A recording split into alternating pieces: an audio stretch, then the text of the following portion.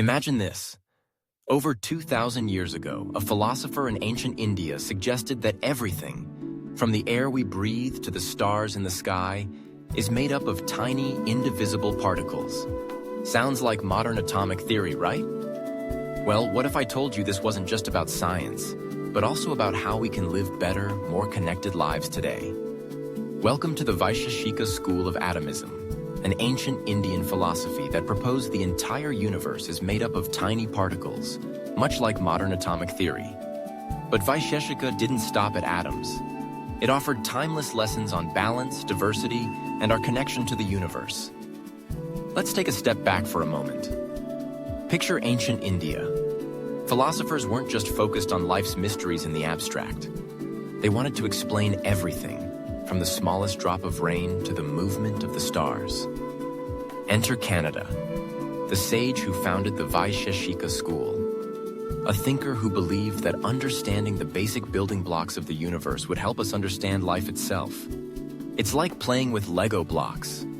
You start with tiny pieces, but those small parts, when combined, become complex, beautiful creations.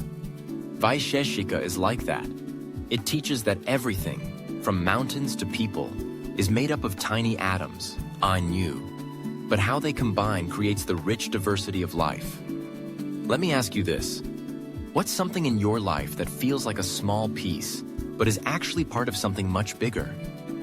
It could be a daily habit, a relationship, or even a single decision. Keep that in mind as we dive deeper, because Vaisheshika is all about understanding how these small pieces form the big picture. Vaisheshika doesn't just stop at atoms. It presents a detailed framework for understanding reality through 6 categories known as padarthas. Let's break them down, and this is where things get really interesting. Substance, dravya. Imagine atoms and objects. Everything you can touch, see, or sense falls into this category. It's the physical universe. Example. Take a glass of water. According to Vaisheshika, the water is a substance made of countless tiny atoms. Quality, guna. This is what makes substances unique. It includes properties like color, taste, texture, or even sound. It's how we experience the world. Example. That water? It might be cool, clear, and refreshing. Those qualities define how you experience it. Action, karma. This one is fascinating. It refers to movement and change, how things transform over time. Example, pour that water into a glass. The action of pouring changes the water's state, yet it's still the same substance. Vaisheshika explains how actions affect the world. Universal, samanya. This category allows us to group things together. All trees, for example, are part of the tree category. Example, whether it's an oak or a maple, the tree-ness connects them. Vaisheshika sees this as a universal truth in how we classify the world. Particularity, vishesha. But here's the flip side. Everything is unique. Even though all trees share commonalities, no two are exactly the same.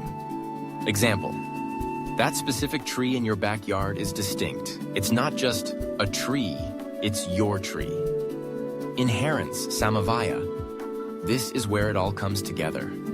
Inherence is the relationship between the whole and its parts, like how qualities and actions belong to a specific substance.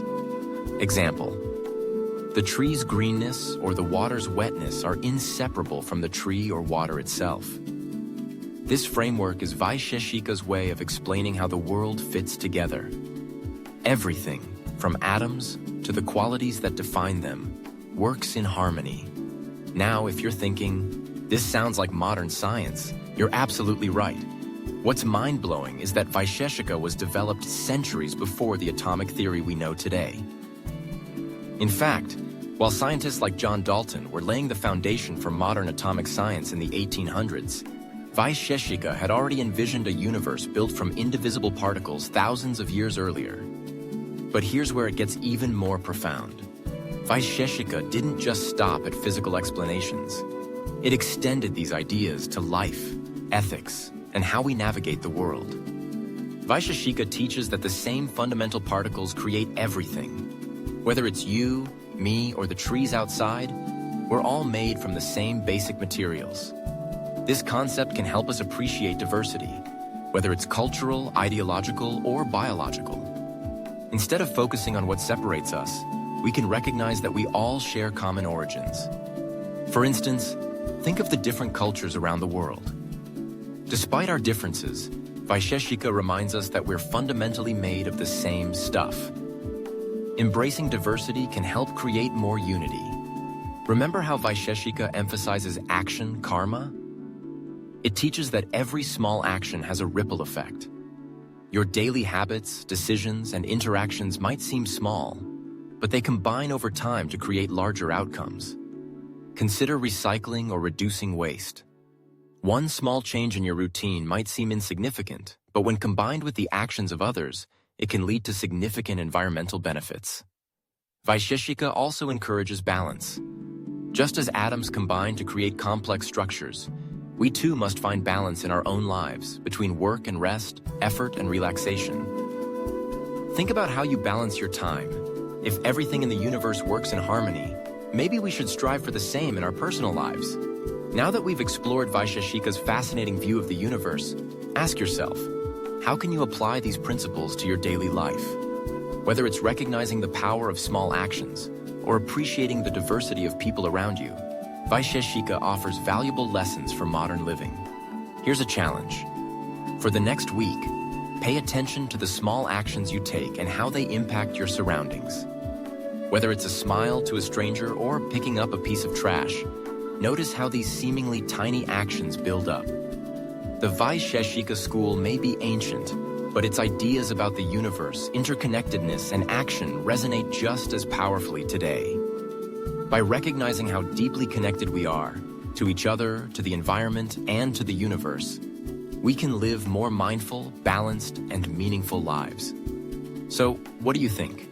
Could the teachings of Vaisheshika help you see the world differently? Let me know your thoughts in the comments below.